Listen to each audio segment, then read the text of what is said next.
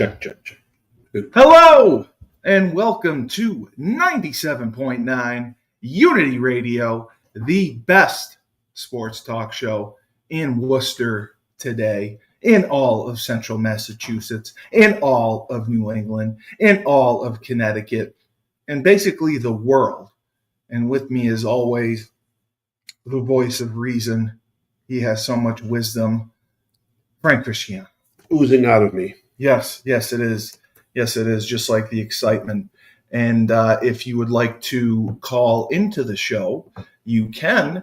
Our number is 315-525-9729. And we had a pretty big weekend as far as sports go. Our Super Bowl is now determined. And your Washington Commanders, Redskins football team. Yeah. You know, you're on the reservation, off the reservation. They kind of struggled with the Philadelphia Eagles. Yeah, that was expected, though. I mean, I don't know that it was expected. Hope ran high, but here's the problem. Hope ran high. Hope ran high. You never have hope. I don't. You're the voice of reason. But most of the Redskin fans they did. They were. Listen, it was a fantastic season. No one could ask. I mean, great, you get to the Super Bowl, but couldn't have asked for a better ride than what they offered us this year.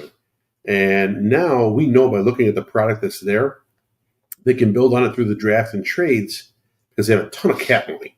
Yeah, the future is definitely bright. And they can shore up the issues that really hurt them, and especially in this game right here. I mean, realistically, when you look at that game, you look at both sides of the line, the offensive and defensive line. I really think that's where the struggle started and ended for Washington the entire day. Now, granted, they need some secondary help too. They need another linebacker without a doubt, and they need an offensive lineman or two. But bottom line, I mean, you looked at a run that they had this season with 6 basically come from behind wins in a row. Last play wins. You're looking at a team that has a bright future ahead of them. So no crying, no shedding of tears, no anger, nothing. It was played out. Philadelphia was a better team that day. They didn't turn the ball over, where Washington did turn it over at least 3 times. So that's where the difference is. I felt up front, and the turnovers really cost Washington the game. Well, they split during the season. And what do you think the main difference was in this game compared to everything that happened during the season? Well, I think Philadelphia was trying to find themselves at that point. It was a middle of the season game. Right. I don't think they knew exactly what they had as far as the package. And also, you were dealing with a Washington team, and they believed in themselves this past Sunday. But a team that just believed in themselves that they could come back from any adversity and any point spread being down. And that played out in the Eagle game, where they ended up making a great comeback and winning that game. So, yeah, it was split. But when you look at the rosters, you just have to look at the talent level on both sides. Up front on both sides of the ball, Philly's talent is much better than Washington's right now. That's just, to me, I'm a former O-lineman. Even the quarterback play, you would take Jalen Hurts over Jaden Daniels? No, I wouldn't say that. I think Hurts played an outstanding game. I thought he was injured.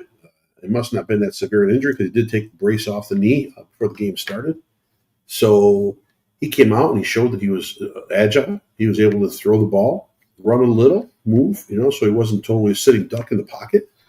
And I thought the Philly game plan was actually really good. Intermediate passes. I mean, the matchups, hit A.J. Brown as much as you can. It was a dead duck matchup there for Washington for a long time. And again, the talent level, the secondary too, the Redskins are a little lacking. That's what you pick on. Well, Christy, thank you. We've been waiting for you, and I appreciate your support.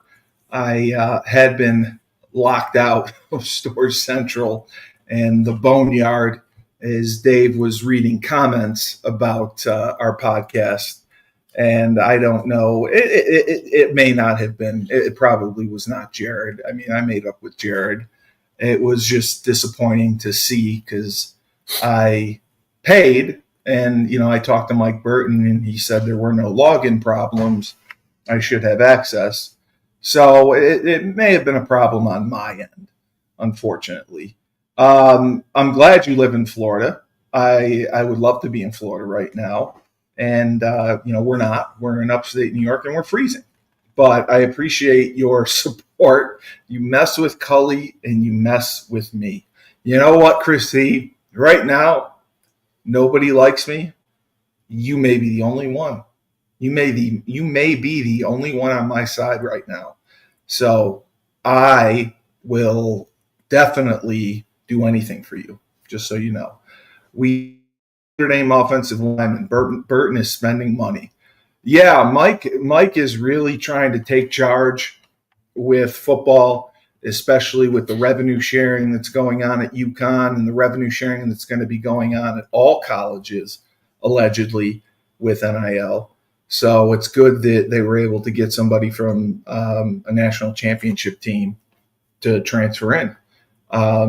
Because that's right. If once the season ended, you have 5 days to enter the transfer portal and find a home. So Mike apparently went to work and got this done.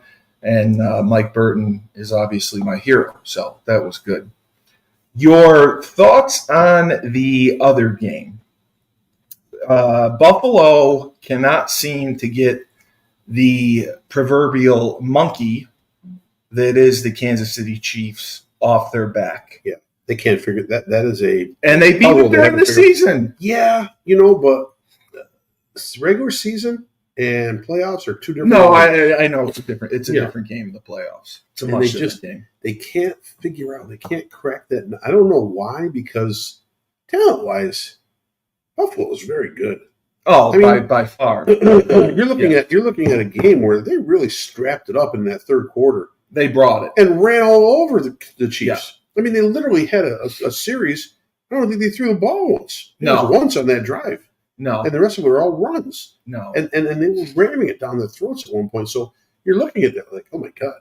I mean, Kansas City's defense is really good, and what Buffalo was doing to them with that drive on just running the ball, I mean, something's going on. So I thought the tide was turning. I really like Joe Brady as the OC and his game planning all year. I thought he's been pretty balanced. But the four short yardage QB sneaks. Yeah, that was a little much. I disagree with that. I mean, you've got an athlete in Allen. I mean, you got to have more creativity. Get him out in space a little bit. Give him a run pass option, or maybe run some kind of lead with him out of the gun. Like Notre Dame was running. Yeah, I mean, I don't see why they didn't. They've done it. They've done it during the year, so I don't see why they couldn't have done it then. I think they just relied on something they're really comfortable with. And I mean, at some point you got to look at it. Geez, Kansas City's been stopping us on this. Although that 4th and 1 play, that midfield on the 40 actually, where they stopped Josh Allen on the sneak there. Yeah, but the thing that bothers me, if you look at the play, Chris Jones is totally offsides on blatantly in the snap of the ball is totally offsides. How the referee does not see, well, not the referee, but the linesman does not see that and throw a flag in that kind of a situation. I mean, the only offsides you've got to give up are actually like what happened in the Washington game, Washington-Philly game. The ball was on the one, and Lou, the linebacker for Washington, he's leaping. He's doing the LeVar Arrington in the air twice, right? Yes. So they kept moving the ball a little bit closer. Basically, it was like 1 inch from the goal line. Yes. So those guys are offsides. But you know what? They let that go because it's so close. You got it. But Chris Jones on that 4th and 1, he's blatantly offsides on before the snap of the ball. I mean, he moved, and he was in the neutral zone charging through. So I don't know how they missed that. I don't know how they're missing certain calls that look obvious. I think Roger Goodell got on the platform. I know. I want Kansas City in the Super Bowl. I'm not the conspiracy theory guy. I can't have Buffalo in the Super Bowl. Why wouldn't you? They're not going to draw. Why wouldn't you want Buffalo? So I want Buffalo Bills. They'll draw. They would draw. They would draw like crazy. Kansas City going for a three-peat, which has not happened in decades. That's interesting. Absolutely. Or ever. I can't remember. Buffalo getting to a Super Bowl and trying to avenge 4 Super Bowl losses. I mean, why wouldn't that? That's a great story too. I don't see the NFL as. I don't either. Even on the spots. I agree with you. You're looking on the spots of the referee on that 1 4th down. The one linesman comes in and it looks like his foot's even with the other guy comes in. He's 6 inches short, 7 inches short. I mean, a great point came up earlier today. Just I was watching on TV and they said, why can't they use the technology that tennis has? Exactly. Tennis, granted, there's not a whole mass of bodies in there, but I'm sure they can figure out. Tennis, the ball, they can pinpoint if the ball lands on the line, outside the line, inside the line. I mean, it's unbelievable what they can do. I'm sure they can replicate something like that in football because these calls are getting so close. There's so much money, momentum, fan loyalty, city loyalty on the line. They've got to get this thing right. And they have to especially get it right before the Super Bowl.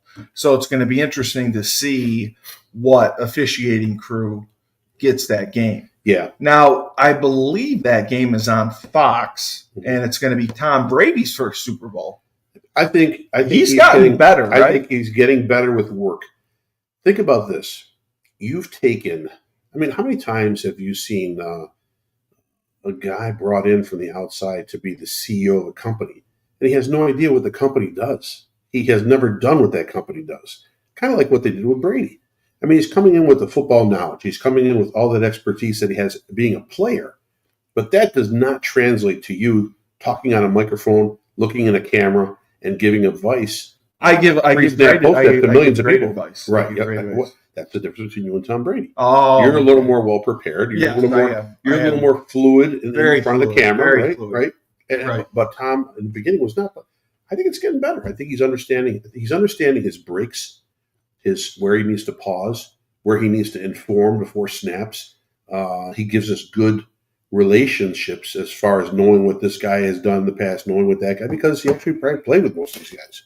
So, Chris D, since you're my guy, what is your opinion on Tom Brady calling the Super Bowl? Do you think that's a good idea? Do you think that he'll perform well, or do you think he'll fail miserably on the big stage? And JYT, great to see you as well. Thank you for joining us on Moneyline, the best sports talk show in New England on 97.9 Unity Radio. The other news, well, there's 2 news items that were kind of shocking.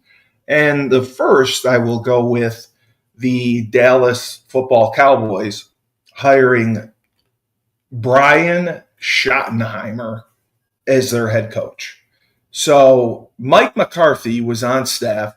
They made him coach out his lame duck year, and they end up hiring from within his staff. And he's getting paid close to peanuts. Right.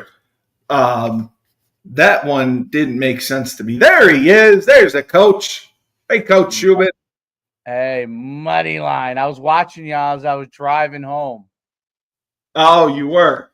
After I got it to work finally. That's my fault because. Time to get it to work? No, it was because of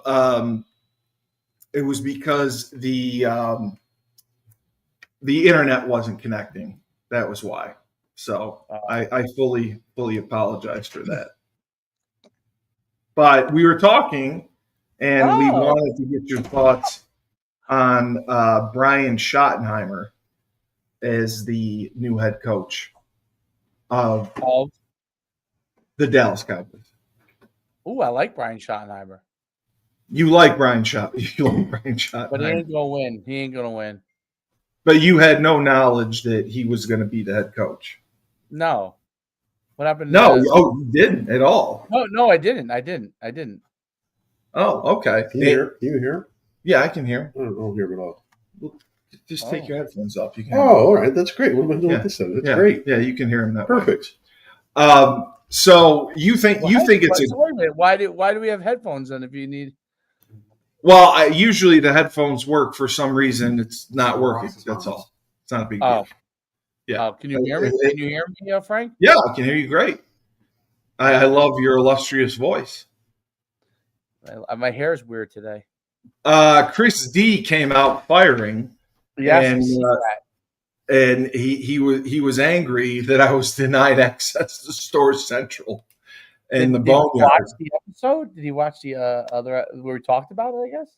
Yeah, he said he was very upset. He said, anyone who messes with Cully, you mess with me.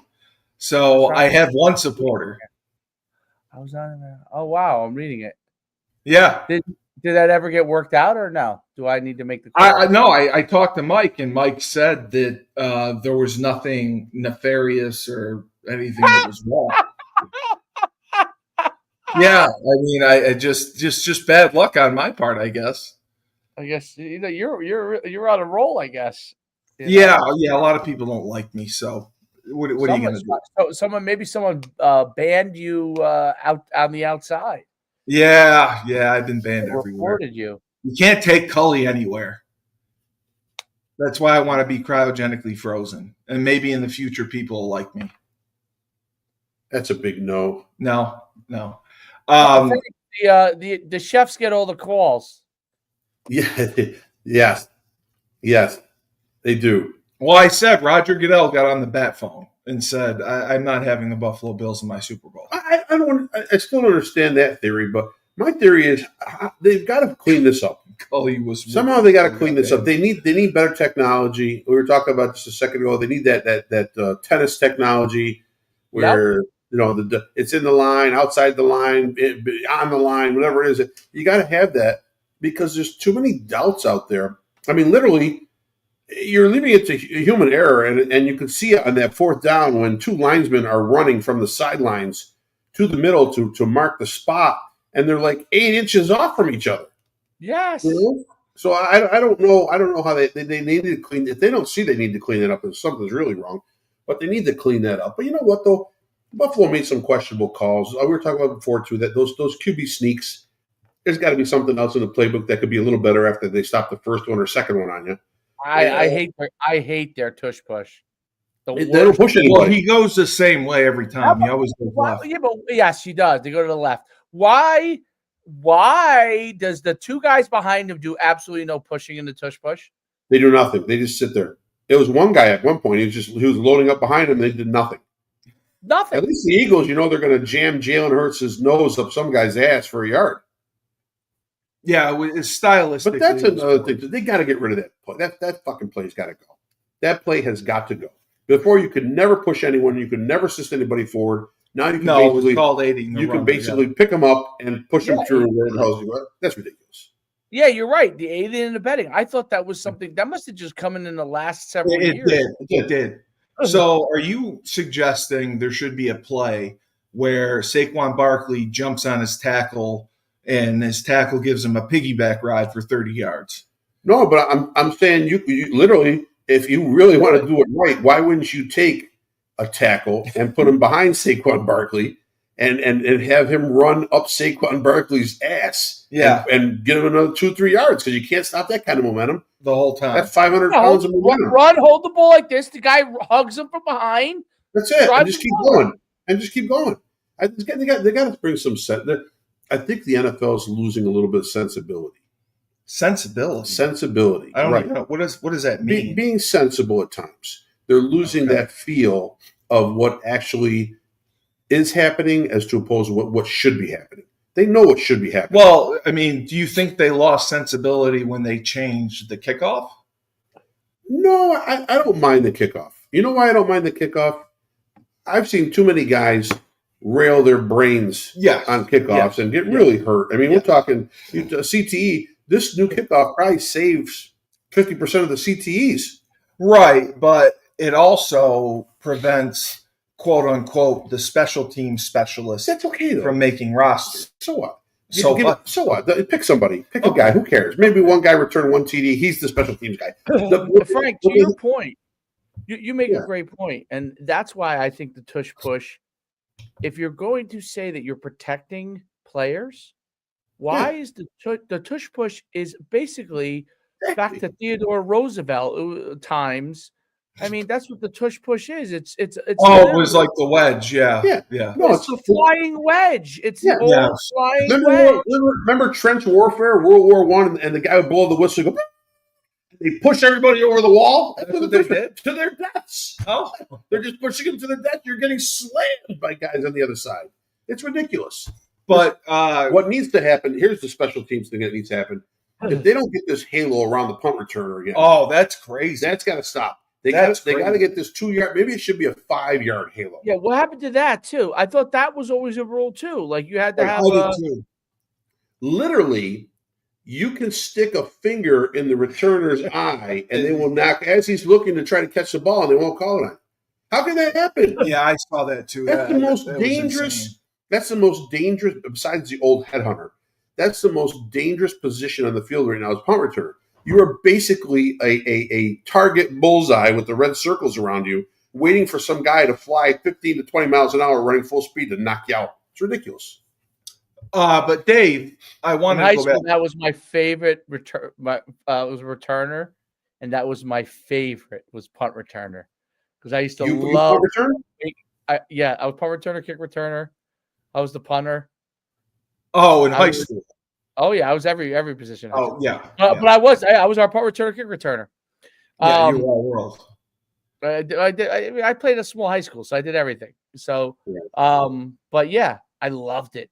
I loved it. They'd be full speed sprint, and I'd be like, okay, I got to make a miss. I hate special teams. I think they should just put the ball on the 30 and call it a day. It's a complete waste of time. That's boring. Yeah, I know, but life is boring. Again, I wanted to ask. Not always. I wanted to ask you about Brian. Not your life, Steve. Your life is not boring. It's not. No, it's not. I'm banned from Storage Central. Great. Brian Schottenheimer, come on. Jerry Jones, Dallas Cowboys. You're going to hire from within the staff that you just deemed incompetent, and you fired your head coach, but you're going to keep your offensive coordinator? You don't care. Cowboys have lost me. They have? No, I mean, I'm a fan. You're leaving the ranch? I'm not leaving the ranch. Oh, okay. You could take a siesta from the ranch. Go to Detroit. Hang out there for a while. Because Frank left the reservation. So I did. If you're leaving the ranch. Until that clown Daniel Snyder leaves. That's the other thing I was going to ask you about. But I don't get what the Cowboys are doing. I really just don't. I don't think they do either. I don't think what they do either. The signing of Ezekiel Elliott and was it Dowdell, the running back? Who's the other running back? That was a huge debacle. CeeDee Lamb had his lowest production in years. Dak Prescott keeps getting hurt. They're not good up front. They don't have, and they're in the NFC East, which I think they should dominate. And they're not anymore. Well, I mean, they won 12 games last year. They're not going to dominate anymore. How are they going to run through Philly and Washington? I think they can. I think Dak Prescott, when he's at his best, is better than Jaden Daniels. They got to prove it. They got to prove it first. They got to prove. 12 wins is great, but when you can't get out of the first round, they got to prove 40, it first. Dak Prescott threw 40 touchdowns last year. He could throw a million touchdowns. It doesn't matter. He threw a million touchdowns last year, and then Green Bay mopped the floor with him. So they did mop. So what good is that? So what do you do if you're the Dallas Cowboys? Me personally? You personally, yes. I'm getting rid of Dak Prescott right off the bat. You can't. I gotta find. Yes, I can. Cannot. Why can't I find a trade his contract's guaranteed. I don't care if it's guaranteed. And I think he's got a no trade clause. No, he doesn't. And if he does, he's got a few teams. There's always a few teams you want to be traded to. I would start hitting up those teams. I would figure out any way to move on from Dak Prescott while not leaving me. Now, listen, there's guys that I take. You talk about the Giants needing an interim. I would take Kirk Cousins as an interim. I would too. I would take Kirk Cousins because something is wrong. The juju is not there with Dak Prescott, at least not in the postseason. Maybe it's all hunky-dory. He's like the guy that shows up early to the party and everybody loves him, and then by the end of the party, he's shit-faced. Everybody wants to beat the crap out of him. So that's just what's laying down that I've seen now. I've got X amount of years of proof. Yeah, it's right here. It's like Tony Romo. They got rid of Tony Romo. They got rid of Tony No, Romo because he couldn't get to the next freaking down. Next playoff. His play fell off though. Well, it did a little bit, but bottom line, I would find some way to move Dak Prescott. I don't know how. I don't know who would take him with that contract. But I would at least investigate into that. If I'm stuck with him, then I got to make a move. There's some. I definitely need a running back, but I got to make a move. I need another quarterback. Right. I need to find out someone that's young that maybe we can groom in a year or two and get ready. Maybe come in the interim right away if Prescott gets hurt again, which is probably a definite. So, I mean, there's things you have to look at as a wide scope in Dallas. It's not like they're just short a lineman and a running back. They're short, I think, a process. Their process is not right. Yeah, something is off. Something, and hiring Schottenheimer from within, I don't know how that changes the process. That's why I thought it was a dumb hire. What's going to happen is Jerry Jones is going to be calling the plays. Chris D, we would love for you to call in. We have it set up to take calls now. It's 315-525-9729. We would love to hear the voice of Chris D and hear what you have to say. You're more than welcome to call in.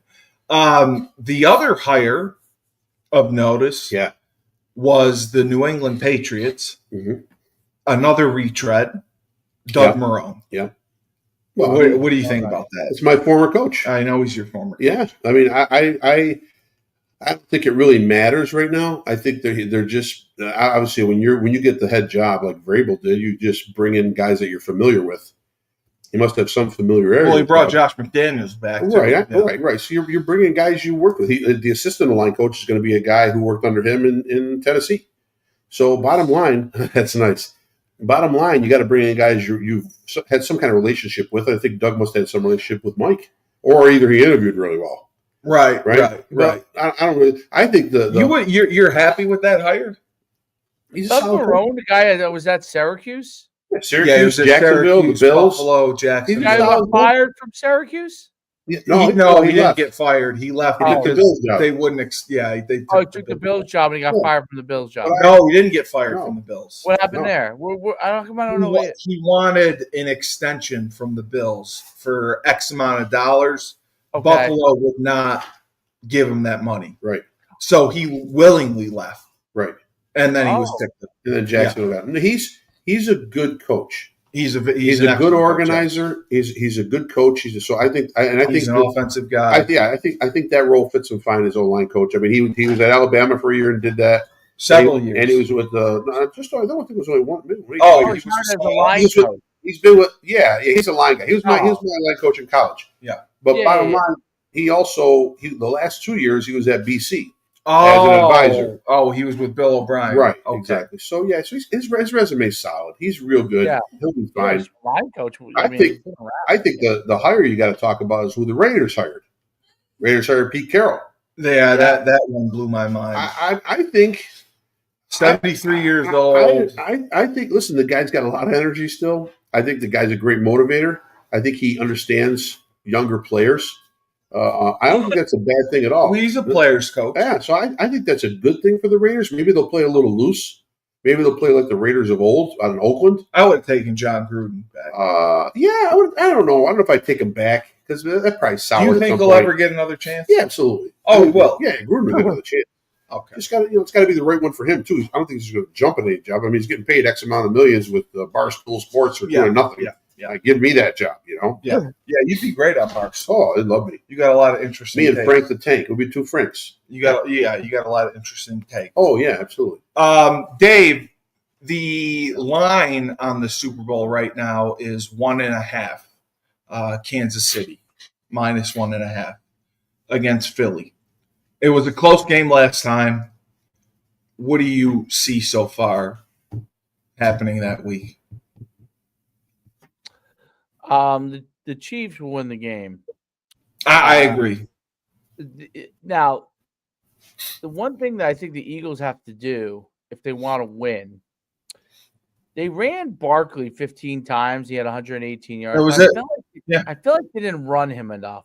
They didn't. I felt like they end up killing the Commanders in the end. But there was a long time where the Commanders were really still in it. Daniels was playing like lights out for a very long time. He played very well. Yeah. And they didn't. I thought they would run Saquon more in a lot of those situations, and they threw an early downs, and sometimes it didn't work out. Only because they are so loaded that they got away. I mean, AJ Brown is just a man. I mean, Yeah. my God, I think if you look at it, Dave, the reason they didn't run Saquon as much is he was nursing a calf. Yeah, I mean, he was there. He had the therapy line. gun on it. He had ice. He was hitting the bike. So they put in Gainwell. So a lot of times they win a full series without using him. Maybe that was it too. And they were up almost at every point. So it wasn't like they were scrambling from behind and they really needed that guy. I think they were just playing it by ear and seeing where to put him in to be successful, but still not get him banged up. So I don't know. I just thought the disparity in offensive and defensive lines comparing Philly to Washington was the difference in the whole game. I mean, bottom line, Philly's offensive line was fantastic. I mean, there wasn't a ton of pressure. There wasn't a ton of pressure on Hurts and AJ Brown, and they ran the ball well. And Washington brought in Shipley, and he ran it right down their throat. Exactly. So that's I thought their offensive line, without a doubt, is probably the best in football right now, I would say. And it's funny because Nick Sirianni before the season was considered on the hot seat, so to speak. Right. And he really turned that organization around, and he's got them going in the right direction. But I never expected them to be in the Super Bowl. I thought it was the guy who deserves. I don't know if he's going to get it or not. I don't know. The guy who's got to get like executive of the year is the general manager for the Eagles. I mean, picking up Barkley for a song and a dance. Are you kidding me? Yeah, that single move alone should get him. The Eagles executive of the year should be Joe Shane, the GM of the Giants. I know, right? No, you're right. Send him the trophy. They should send him the trophy. Roseman probably looked at it and it was like, "Is this actually real? Is this a real opportunity?" And then the douchebag award of the year should go to Giants ownership for keeping both Joe Shane, right, and Daboll. And Daboll. Daboll I can see. I like Daboll. But Daboll I can see keeping. But how you keep Joe Shane after those decisions? His kid. Remember the episode of Hard Knocks? Yes. His kid was telling him who to pick. He's like, "Oh, okay, son, don't worry about it. Jaden Daniels? Yeah, okay, maybe we should pick him. I don't think so." The two other hires, Aaron Glenn got hired by the Jets. Now, the Jets are a walking dumpster fire. What would you do in that situation? You're the GM. You're going in there. You got to get a head coach. I'm sorry, he's the head coach. You got to make a decision on Aaron Rodgers. So many holes to fill. I don't even know where you get started. Do you start at the quarterback position and work your way back? Well, I think number one, he's got to start with the staff. Then the staff is going to mold who he wants to coach and keep. Right. Along with the general manager, obviously, you have to make some decisions. I think then you do a player-by-player evaluation starting at the top with your quarterback. Because, by the time you blink your eyes, the draft is around the corner. So I think there's a lot of questions that the Jets have. I think a lot of them are on offense. I don't think there's not a lot of questions. The defense, I think, sank towards the end of the year because the offense. Well, yeah, I think they were just giving up games away. That defense is a top 10 defense in the NFL. Well, that's why Robert Saleh got hired. We're right, but he obviously lacked fire or lacked something to spark those guys to play better. Well, I think it was more Nathaniel Hackett than Saleh. Well, maybe, but I'll tell you right now, Aaron Glenn won't lack fire. Aaron Glenn will go in there and light a fire on everybody's ass, or else they're gone. Because that guy played with intensity and he coaches with intensity. So that's what you want. That's what the Jets need. Now, I think top to bottom, like you said, it starts with Aaron Rodgers and works its way down. If there are no better options and if the salary cap doesn't allow you to do anything, most likely you come back with Aaron as long as he's healthy enough to do it. And you got to build around him now. Now, if you're coming back with Aaron Rodgers, what do you got to do? Where are you going in the draft or where are you going in the trade market? Well, you need linemen. This is interesting, Dave. Rodgers is under contract for 2025, but none of his money is guaranteed. He has a $35 million option bonus, a $2.5 million salary, and manageable $23.5 million cap charge. There's a $49 million cap hit if he's released or retires, and it can be spread over 2 years. So getting rid of him is not the end of the world. Like, they can get rid of him, they can manage the cap, and go from there. The question is, who else is out there? I mean, who's going to do better than him? I don't know who's going to do better than him. I think the big question with Glenn is going to be who he brings in to run his offense, and that's going to dictate everything. Yeah. And they have a great running back in Breece Hall. I think he was underutilized this past year. I don't know what the Jets are doing. So, I mean, listen, I think Aaron Glenn potentially could be a good hire. I mean, he's shown great leadership. I'm not a huge fan overall of defensive hires unless it's somebody and that has nothing to do with Aaron Glenn. It has to do with just your general philosophy. And just my general philosophy. Like, if you're going to take a defensive guy, like, he's got to be, Bill Belichick type guy, who's really knows offense tremendously, but I'm not a huge fan of defensive coordinators in the NFL as head coaches, because there are some that have, like, is Ryan's? I'm assuming he's a defensive guy. DeMarco from the DeMeco Ryans from the Texans. Yeah, I'm assuming he is. He's done very well. Yes. But I don't know if you can get over the hump to an elite level with a defensive-minded head coach. There's very few of those guys that can do a phenomenal job. So let's look at who's left. Let's see. I don't even know what Sirianni is. Is he defense? I don't know. No, he's an offensive guy. Offensive guy. Okay, so then brought him specifically for Jalen Hurts.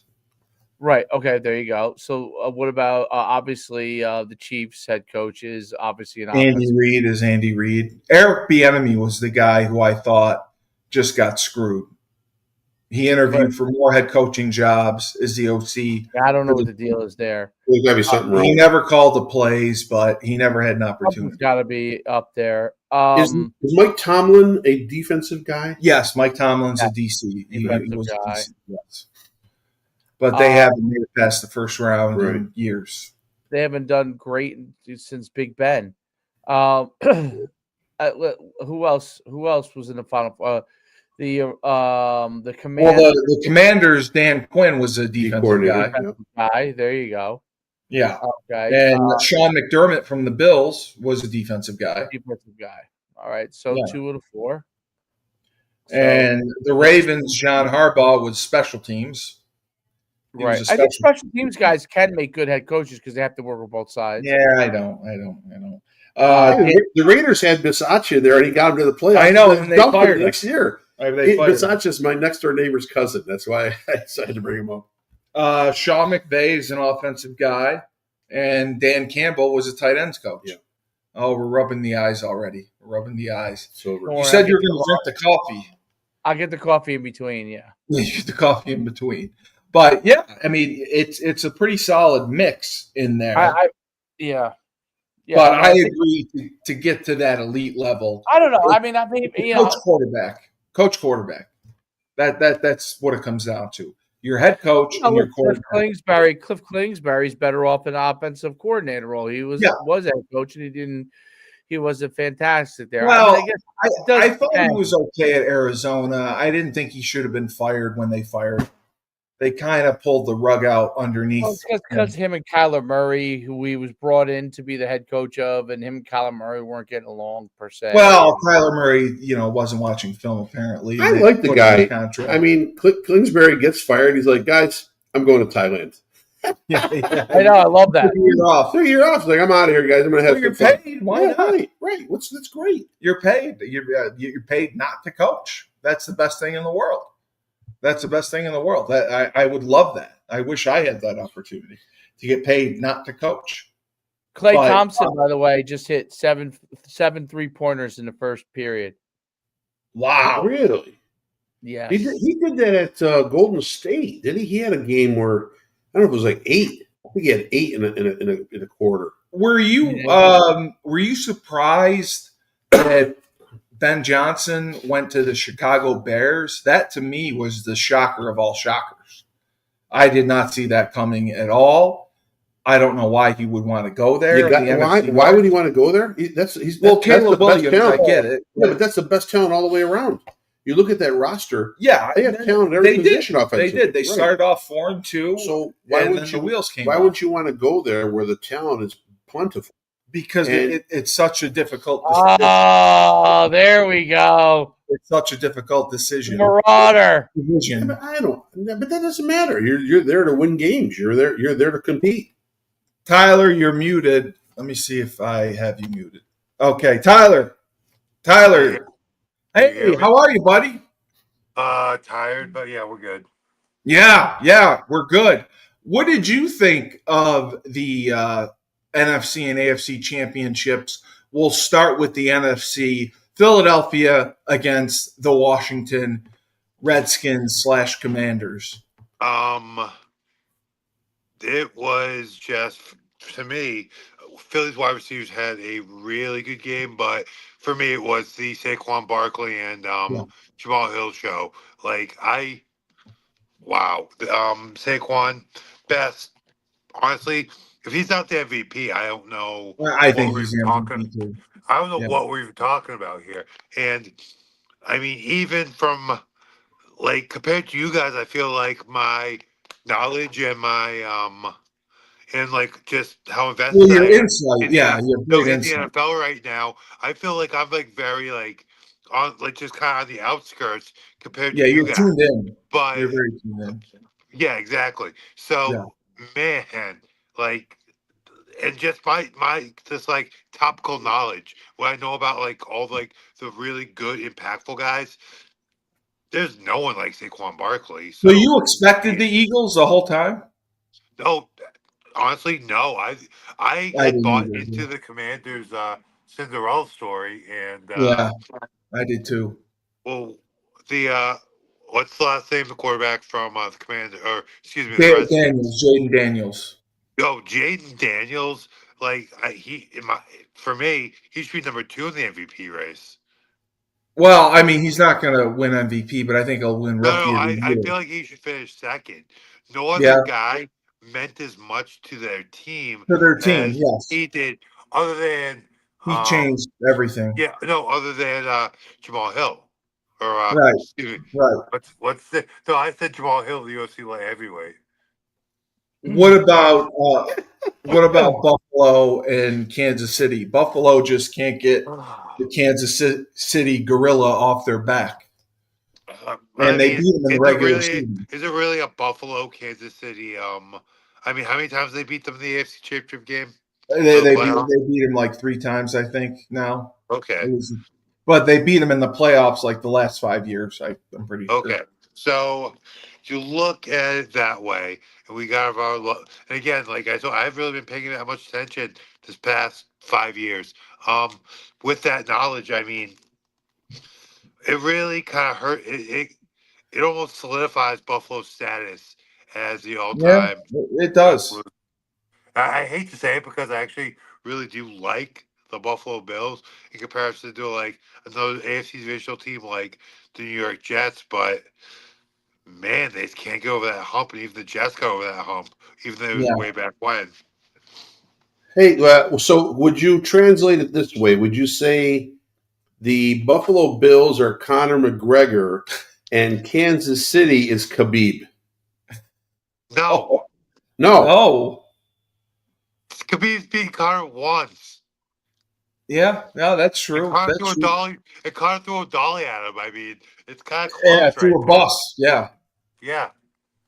But if Khabib, if they fought in their prime, though, it could have been different. I just think that Buffalo and Josh Allen have this really unfortunate circumstance of being in the league and actually being good again and being a top-flight team when you have honestly, and this is me as a Patriots fan saying this, one of the all-time great teams right now. They are 100% the team of the 2010s, 2020s.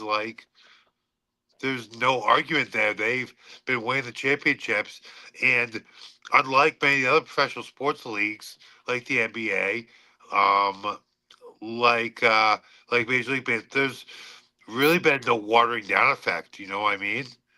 Like, if anything, the level of play has consistently gone up in the NFL. What was your opinion on the New England Patriots hiring Doug Marrone as their head coach? Why are you laughing at that? He doesn't know who Doug Marrone is. Yes, he does. No, he doesn't. He played in the NFL forever. He knows Doug Marrone. The Patriots hired Doug Marrone as their head coach? Yeah. No, he's being fun. He's being fun. The Patriots head coach is Mike Vrabel, you dolt. What are you talking about? It's Mike Vrabel. Who did Doug Marrone get hired by again? New England as an O-line coach. Oh, as an O-line coach. I'm sorry. I misspoke. But yes, really? The hiring of Doug Marrone coming back to the NFL. And, like, I'm actually not that familiar with Doug Marrone. I was like, okay. All right. I misspoke. I misspoke. I told you. Okay. Wait, who is Frank? No. Who is Frank Marrone? I need to know this now. Doug Marrone. It's Doug Marrone. He was out with Alabama for a little while. He was the head coach of the Syracuse Orange for a little while. Head coach of the Buffalo Bills. Head coach of the Jacksonville Jaguars.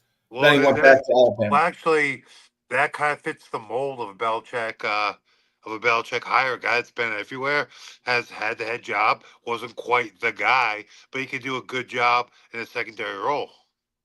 And then we were talking about two other hires. Brian Schottenheimer with the Dallas Cowboys. I just thought that was a disastrous hire for them. If you're going to fire, not re-sign Mike McCarthy, why are you taking somebody off of his staff to be your head coach? Because they like him, and usually I've seen. Well, I like a lot of people. I've seen it firsthand with NFL teams. I'm trying to. Well, the last time it happened, I remember where it was. I've actually seen it kind of twice. Once, not to the biggest degree, when I was in Arizona, I saw it with I forget his name, the defensive coordinator, with Arizona, and he was kind of Steve Wilkes. Steve Wilkes, maybe you're talking about. Might have been. Doesn't sound right though.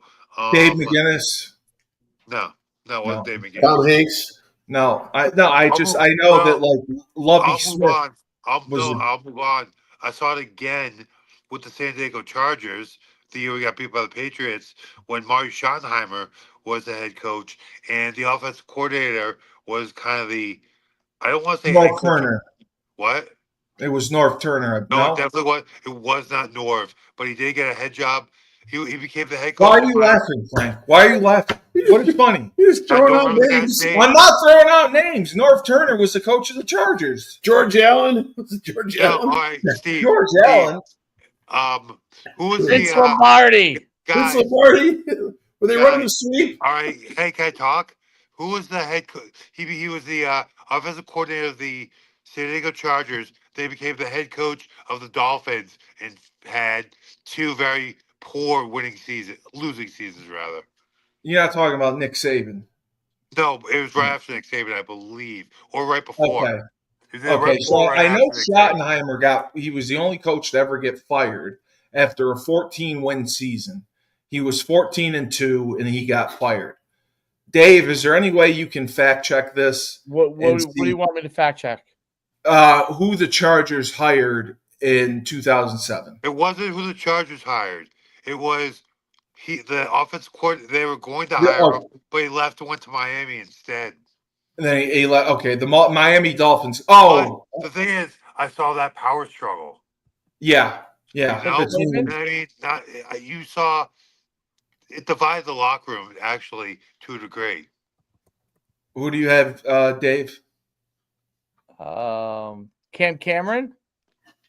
Oh, yes, Cam Cameron. Yeah, I think it was Cam Cameron. Yes, I believe it was Cam Cameron. Cam Cameron was hired as the Dolphins head coach. Yes.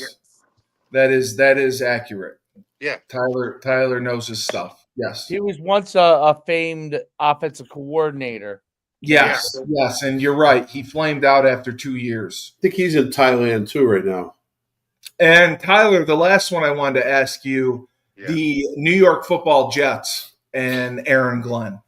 They hired Aaron Glenn. And again, the situation with Aaron Rodgers. They don't owe him any guaranteed money.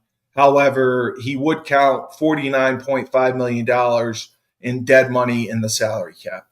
Do you move on from him, or do you keep him for his last year?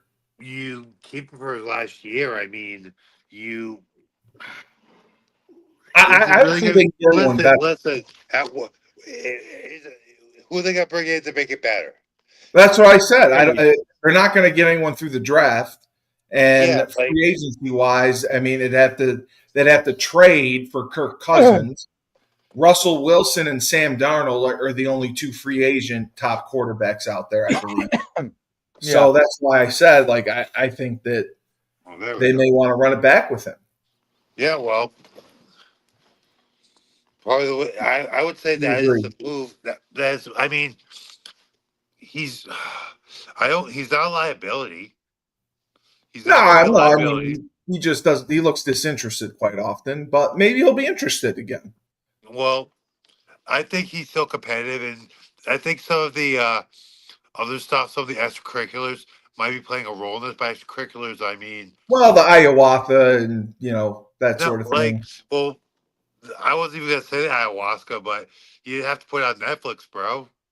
Yeah, well, I mean, I loved the Netflix documentary on him. I watch it, but he's also been very outspoken politically. But I mean, he realizes he's a quarterback of a New York team and the number one media market in the world. So, yeah, Dave is. Do you know if Aaron Rodgers is a flat Earth guy?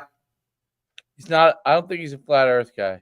Oh, is he a flat Earth guy? No. Or is he one of like those 9/11 hopes? I think he's a conservative. He's conservative. He's very much. He likes ayahuasca. He likes ayahuasca. Okay. I was just curious. I was just ayahuasca now and then. Yeah. Yeah, I mean, I would do ayahuasca. A little Vishnufka, too. A couple shots of Vishnufka every so often. A little ayahuasca. Yeah. A little ayahuasca, a little, Yeah, all that stuff is good. I mean, I'd really like to drop acid if I got the chance. I think the guy is totally immobile now. I think if you're going to do anything, you got to get some linemen. You got to get more than one or two because that line is below. And they got average. Devontae Adams, right? So they got Garrett Wilson. They have people around him enough to support. But I think you're dealing, like you said, Dave. It depends who they bring in as a coordinator, and the coordinator they bring in better understand that this dude is not moving. Well, so we better build the wall of China.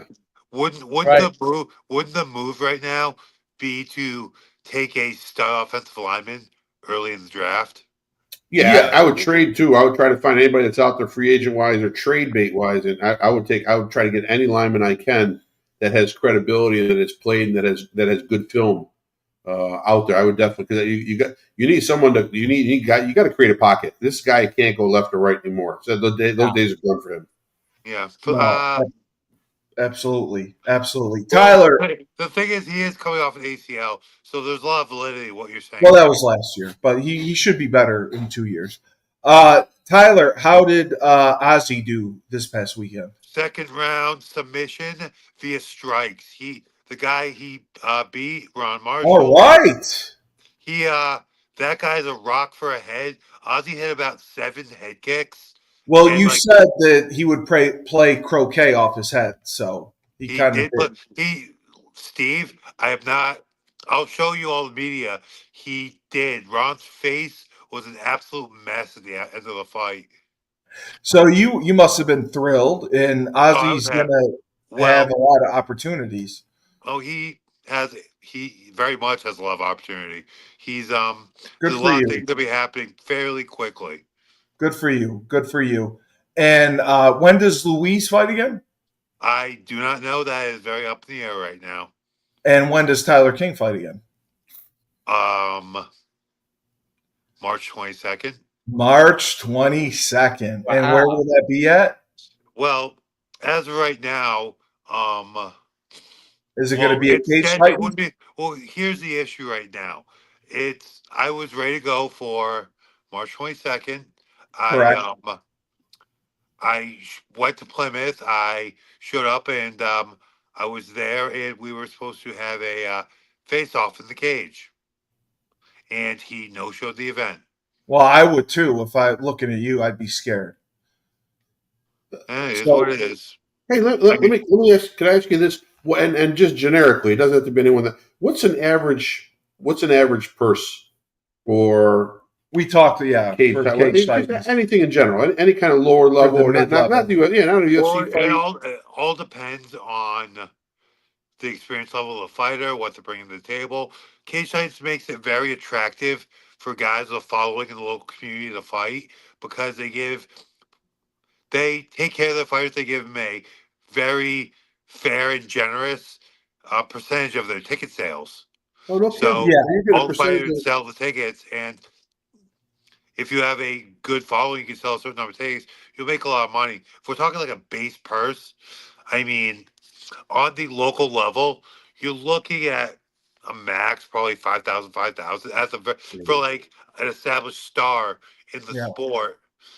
I mean, it all depends. Ozzy Sports Fight. Cage Titans is smaller venue and giant social media presence, and they do the ticket sales. So that's their business model. But you have a what they call mid-tier promotion, promotions that are on UFC Fight Pass or a streaming service like Spectation, which Cage Titans is actually on. But you take it up a level, they're in bigger arenas. You're looking at like max 5,000 or 10,000 on the top of the card. If it's a really established star, 20,000.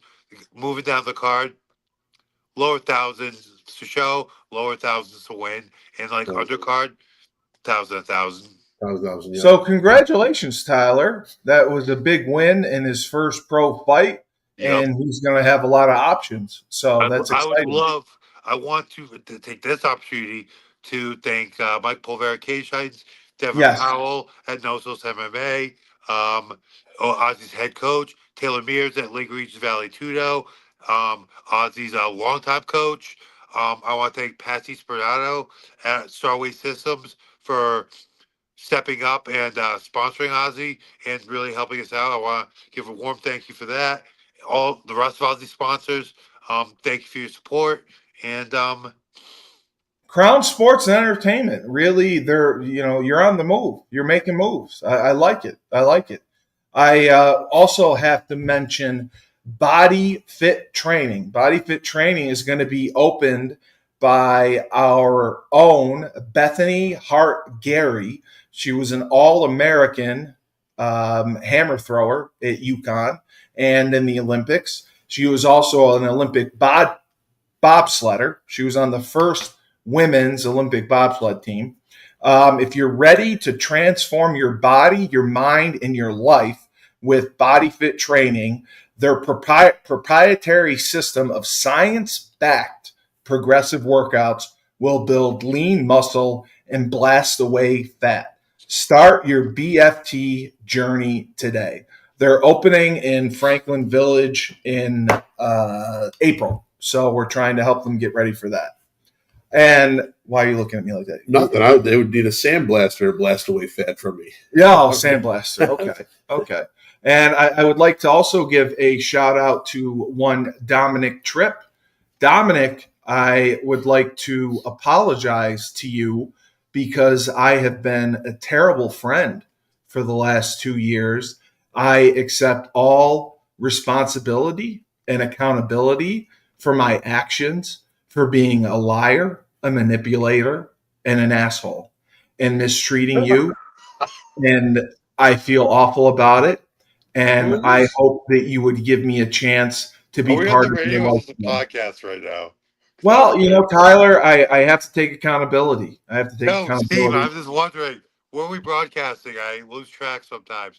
We're everywhere. We're everywhere, Fokker. It's like an episode of Dr. Phil. Is this a pod right now, or are we on the radio too? We're live. We're live streaming, and we're live. Okay. We're live on the radio. So I wanted Dominic to know that I care very much and I love him. And his wife Alyssa has always treated me well. I love her, and their son Dominic Jr. is wonderful. And I know that he is very angry with me and upset with me. and thinks that I need to change my life. And I want to prove to him that I have accepted all responsibility and accountability for my actions. And I would love to have a discussion. Is this a sports talk show, or is this like therapy for you? No, I'm just saying that. Definitely. I'm just saying that. Therapy, I don't know what this is, but I'm saying that at the end. Tyler, just make sure when we get off. Thank you, Steven. Shoot Dom a text and tell him I gave a soliloquy apologizing to him. What did so you he do? knows. Many things. But it was a lot of it was 3 years ago. So I think I'm a new person, and I think if I was given the chance to show the person I am now, it would change things. So, but Dave, we have Rebel Republic that was coming exciting up next, and it's going to be very heated. A lot of comments, a lot of people angered. So get ready, and I can do the close now, and you can send us the link. And for the voice of reason, Frank Cristiano, yes, and the coach David Shuman, and Tyler King of Crown Sports and Entertainment, Ozzie Martin dominating in his first pro fight. Love Ozzie Martin. Ozzie Martin spelled Ozzzy. I spelled it wrong before. We did. Yes, I did. And Tyler is growing Crown Sports and Entertainment. They're going to be one of the top promotions in the world. And now they're just conquering New England, but they will be the top in the world. So this has been Moneyline on 97.9 Unity Radio. Remember, when life gives you lemons, don't make lemonade. Take 2 oranges and throw them back at life. Ernie.